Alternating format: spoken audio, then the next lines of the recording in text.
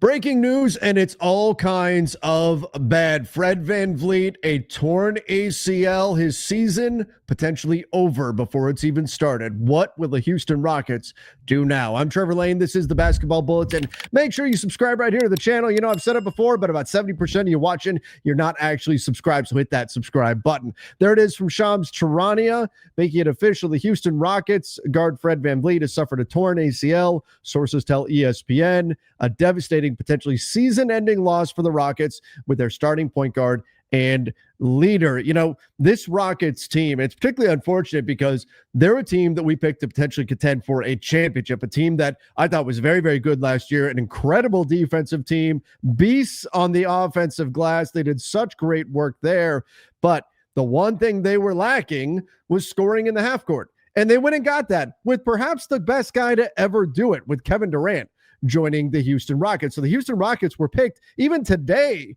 in the poll that came out from ESPN. They were picked by executives, by scouts, by coaches as having made the best move of the offseason with the Kevin Durant signing. This is a team that many people were looking at as a team that could really give OKC a run. OKC, Denver, Houston, looking like the top three in the Western Conference. But if you were to pick any one thing, any one particular thing where this Rockets lineup could be a bit deficient, it was in playmaking. And now that is going to be even more so with Fred VanVleet. Again, a torn ACL now. We're a week away from media day. We're a month away from the start of the regular season. A torn ACL now probably means he's not going to play this season for the Houston Rockets. So what can Houston do at this point? I know the initial thought on a lot of people's minds, and mine too, was, oh, well, just call up Russell Westbrook. He's sitting out there. He's waiting for the Sacramento Kings to ask him to come play for them. But that is actually very, very problematic and maybe a big challenge for Houston to get Russell Westbrook. But can they do it? Can the Houston Rockets go get Russell Westbrook right now? And should they? I'm going to explain that next. Sleeper is the #1 fantasy sports app. It pays to know sports. Pick more or less on top players. Your first pick is on us, so start winning now. Play in Texas, Georgia, Minnesota, and 27 more states. Pick anytime across all sports, pregame or live. Over 10 million players are already on Sleeper.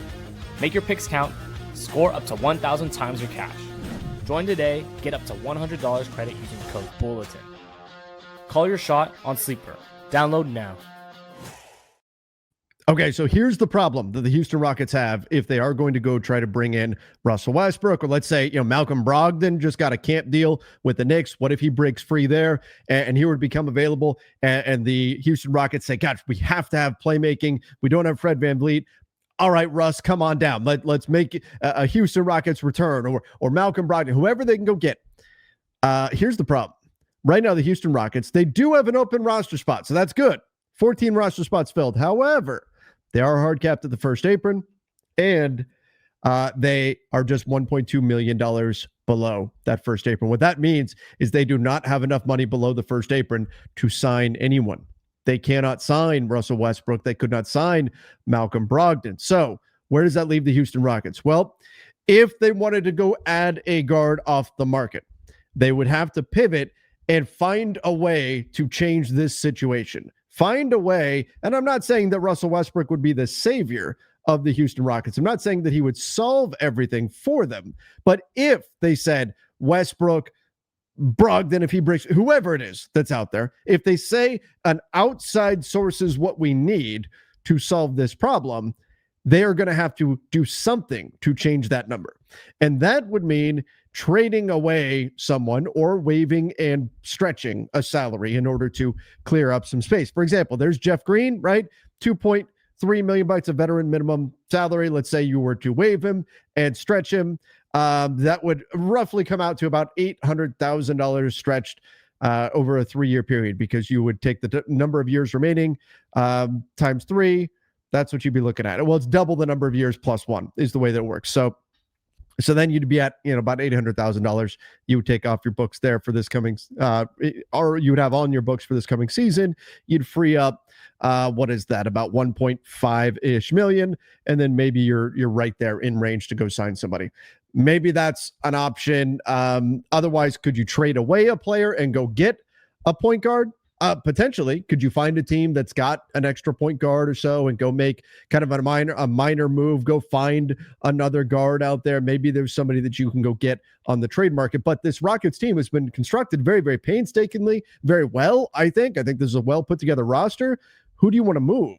You've got plenty of guys who have value. You've got plenty of future draft capital, so you have flexibility in that sense. But who do you want to move to go make this happen? Now, Fred VanVleet, for example, let's say that Fred VanVleet was a team option on the second year. Whoa, well, then that's easy, right? You have a $25 million expiring contract then to go shopping with. It's exactly what the Warriors did last year with DeAnthony Melton when they knew him. I believe he was ACL as well. Correct me if I'm wrong, but DeAnthony Melton, they know he was going to be out for the year. They went, okay, you're an expiring contract then. The Warriors shopped him. They eventually made a deal. Off you go. But on a player option for the second year, you're not going to be able to trade Fred VanVleet. If he was an expiring contract, okay, then he's hurt. He's out the year. He just becomes a $25 million expiring contract, and you go and you find something. You don't have that ability there. So who do you really want to move?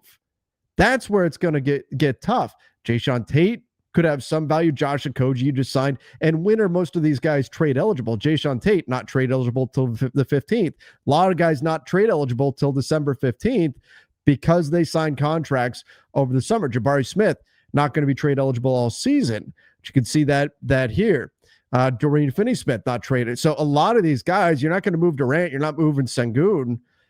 It's going to be tough to make a trade unless you're willing to part with Tari Eason, who is extension eligible, or if the Rockets can just make it to about sometime in January, that's when the minimum salary would prorate enough for the Houston Rockets to go sign a veteran minimum player. Now, the other alternative from going after an outside player, again, could you trade a player into the Brooklyn Nets cap space? Sure. Potentially you could do something like that. Attach a second rounder to a player, and then boom, off you go. But which of these trade eligible guys do you really want to move? Probably nobody. So that's where it gets a bit challenging there too. Now, what about the guys that are on the roster? First and foremost, Reed Sheppard could step up into a huge role now for the Houston Rockets. He was already going to have a bigger role this season. Now Reed Sheppard is going to, just out of necessity, be asked to do a lot more because, look, Amen Thompson is listed as a point guard. That's not really what he is. In terms of playmaking chops, Alperen Sengun can do some things out of the high post, but there would be a lot put onto Reed Sheppard, who really didn't play much last year, didn't get a lot of action for the Houston Rockets, but was expected to step into a bigger role this coming season. So does that then put too much? Probably. You probably need to go find someone else. But in the meantime, Reed Sheppard immediately steps into a much bigger role in Houston out of necessity. After that, it's Aaron Holiday.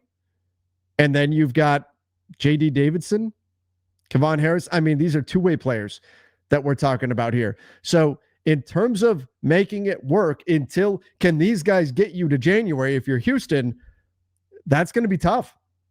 That's going to be tough. Look, I know the Rockets have a lot of faith. They're very excited about Reed Sheppard. I know he didn't play a ton last year, but they're excited about him. But how much do you believe that he can step in to be the full-time starting guard on the Rockets? He played 52 games last season at 12.6 minutes per game. Didn't get a huge opportunity there, Reed Sheppard. 4.4 points, 1.5 rebounds, 1.4 assists. That's I know they like him, but talk about getting thrown into the deep end there if you're Reed Sheppard. So I do think the Houston Rockets are going to need to do something. They're going to need to make some kind of a move. Their options are essentially rely on Aaron Holiday and Reed Sheppard, and then try to run playmaking through Alperen Sengun more, through Kevin Durant more, and try to hold on until January when you can get the ability to sign a veteran minimum contract, or it's do something to change your hard cap situation. And that means freeing up more space below that hard cap, whether that's waiving and stretching a player, they don't have any non-guaranteed money on their books.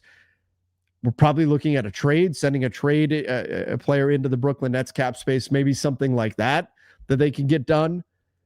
But this is, for a Rockets team that was already short on playmaking, this is a devastating blow for Houston, and certainly not what we want to see here. So reacting kind of in the moment as all of this is happening, but man, absolutely brutal and not what anybody was wanting to see. To before, we're a week out. I've been on pins and needles, so excited about the start of the NBA season here. And now the Houston Rockets are going to be missing Fred VanVleet for potentially the entire season. Everybody give me your thoughts. What should the Rockets do? Should they find a move and give their old friend Russell Westbrook a call? Should they just put the ball in the hands of Reed Shepherd and try to hold on till they can do something, sign a veteran minimum in January? Is it a trade? Do they need to take some of the players, one or two of the players on their roster, and go trade for a point guard? What do you think Houston should do? Let me know in the comments down below. Till next time, everybody. See ya. Man, I hate news like this. See ya and stay safe.